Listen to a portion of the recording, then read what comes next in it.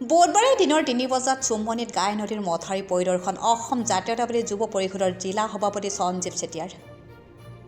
প্ৰতিশ্ৰুতি সম্পন্ন নকৰাৰ অভিযোগ জিলা প্ৰশাসন আৰু জলসম্পদ বিভাগৰ বিৰুদ্ধে। বাৰিষাৰ পূৰ্বে গাই নদীৰ মথাউৰি বিজ্ঞানসন্মত নিৰ্মাণ নকৰিলে পুনৰ আন্দোলনৰ হুংকাৰ জাতীয়তাবাদী নেতাগৰাকীৰ। উল্লেখ্য যে এইখন ধেমাজি জিলাৰ মাজেৰে বৈ যোৱা ঐতিহাসিক গাই নদী। বাৰিষা হ'লে ৩০-৩৫খন গাঁও থাকিব লাগে এই গাই নদীৰ বানৰ কবলত। আজি চুমনিৰ পৰা লেচামলৈকে প্ৰায় ৭ কিলোমিটাৰ মথাউৰি উন্মুক্ত অৱস্থাত আছে। স্বাধীনতাৰ কালৰে পৰা কোনো জনপ্ৰতিনিধিয়ে গাই নদীৰ মথাউৰি বিজ্ঞানসন্মত নিৰ্মাণ কৰাত আজিকোপতি কোনো ভূমিকা পালন কৰা নাই।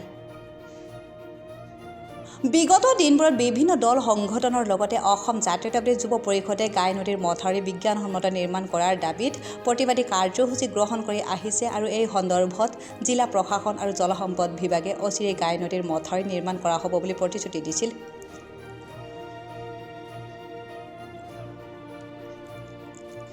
কিন্তু আজি কোপতি গাই নদীৰ মথাউৰি নিৰ্মাণৰ কাম আৰম্ভ নোহোৱাত আজি পুনৰ জাতীয়তাবাদী নেতা সঞ্জীৱ চেতিয়াই গাই নদীৰ মথাউৰি পৰিদৰ্শন কৰে আৰু অচিৰেই গাই নদীৰ মথাউৰি বিজ্ঞানসন্মত নিৰ্মাণ কৰাৰ দাবী উত্থাপন কৰে। অন্যথা অসম জাতীয়তাবাদী যুৱ পৰিষদে পুনৰ আন্দোলনৰ কাৰ্যসূচী গ্ৰহণ কৰিব বুলি ঘোষণা কৰে।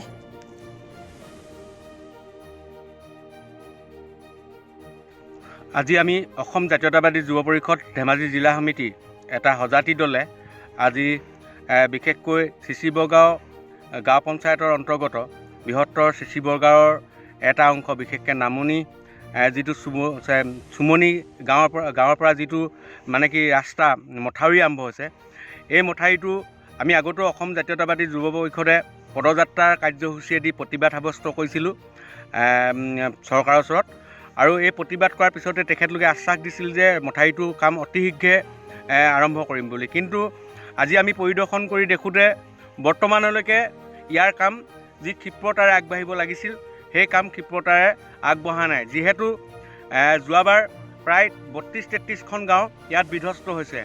আমগুৰিৰ পৰা ধৰি পানি গড়মুৱাৰ পৰা ধৰি পানি ৰধলা, লেচাম, চেঙামাৰীৰ পৰা ধৰি একেবাৰে আমাৰ লেচিয়া বিলৰ উন্মুক্ত অংশলৈকে ইয়াত প্ৰায় বানপানীৰ কবলত থাকিবলগীয়া সমগ্ৰ বাৰিষাটো, যাৰ কাৰণে এই যোৱা বছৰ কাতি বিহুত কিছুমান ঠাইত বন্তি প্ৰজ্বলন কৰিবলৈ সক্ষম নহ'ল খেতিয়কসকল।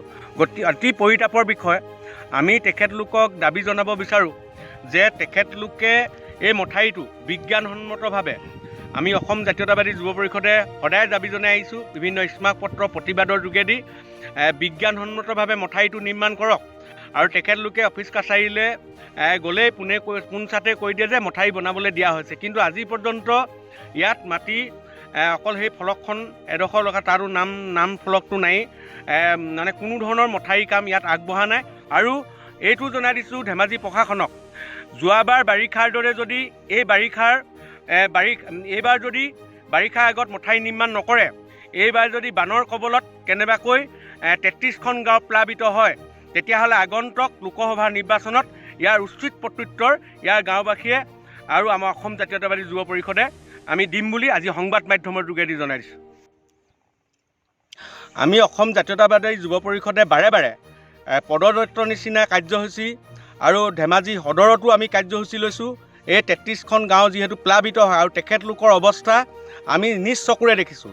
ইয়াৰ পিছতো যদি চৰকাৰে ৰাইজৰ আন্দোলনক, ৰাইজৰ প্ৰতিবাদক যদি নেওচা দি কাম কৰে, তেতিয়াহ'লে আগন্তুক লোকসভা নিৰ্বাচনৰ প্ৰাক মুহূৰ্তত অসম জাতীয়তাবাদী যুৱ পৰিষদে ইয়াত যদি মথাউৰি সম্পূৰ্ণভাৱে বিজ্ঞানসন্মতভাৱে নিৰ্মাণ কৰি যদি দি নেদেখায়, তেতিয়াহ'লে ইয়াৰ গাঁওবাসী ৰাইজক লগত লৈ অসম জাতীয়তাবাদী যুৱ পৰিষদে আমি এটা এই আন্দোলন কাৰ্যসূচীটোত আমি ভয়ংকৰ পৰা ভয়ংকৰ কৰি তুলিম।